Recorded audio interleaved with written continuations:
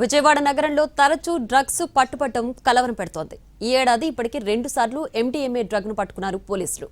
ఈ 2 సందర్భాల్లోనూ మూలాలు బెంగళూరులోనే ఉన్నట్లు గుర్తించారు. డ్రగ్స్ కట్టడికి కఠిన చర్యలు తీసుకుంటున్నారు.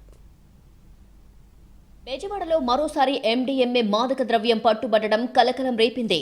ఎండీఎంఏ అమ్ముతున్న 2 యువకులను పోలీసులు పట్టుకున్నారు.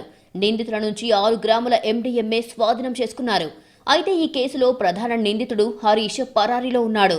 రాజస్థాన్కు చెందిన మంగీలాల్ సైతాన్ స్నేహితులు ఇద్దరూ కలిసి కొన్నాళ్ల క్రితం ఉపాధి కోసం విజయవాడ వచ్చారు. ఓ స్టీల్ దుకాణంలో పనికి కుదిరారు. ఇద్దరూ కలిసి శేషసాయి వీధిలో గది అద్దెకు తీసుకుని నివసిస్తున్నారు. వీరికి రాజస్థాన్కు చెందిన హరీష్ పరిచయమయ్యాడు. ఈ క్రమంలో హరీష్ విజయవాడకు వచ్చిన ప్రతిసారి 2 యువకుల గదిలోనే బస చేసేవాడు.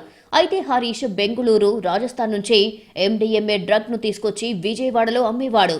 కొద్ది రోజుల క్రితం స్టీల్ దుకాణంలో పని మానేశారు. అప్పట్నుంచి ఖాళీగా ఉంటున్నారు.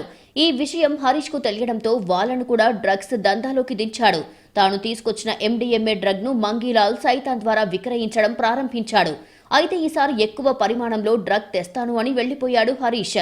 మరోవైపు మంగీలాల్ సైతాన్ పగలంతా రూమ్లో గడిపి చీకటి పడ్డాక రూమ్ నుంచి బయటికి వెళ్లి డ్రగ్స్ అమ్మేవారు. మంగీలాల్ సైతాన్ ఎండీఎంఏ అమ్ముతున్నారని టాస్క్ ఫోర్స్ పోలీసులకు ఉప్పందడంతో నిఘా పెట్టారు. రెడ్ హ్యాండెడ్ గా పట్టుకోవడానికి ప్రయత్నించినా తప్పించుకున్నారు. చివరికి మంగీలాల్ సైతాన్ వద్ద డ్రగ్స్ ఉన్నట్లు పోలీసులకు పక్కా సమాచారం అందింది. దీంతో వాళ్ల కదలికలపై నిఘా పెట్టారు.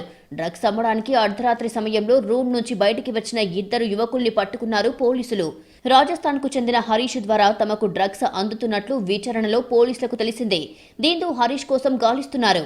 మంగీలాల్ సైతాన్ డ్రగ్స్ కు అలవాటు పడ్డారా అని ఆరా తీశారు పోలీసులు. వాళ్లకు పరీక్షలు నిర్వహించగా నెగిటివ్ వచ్చింది.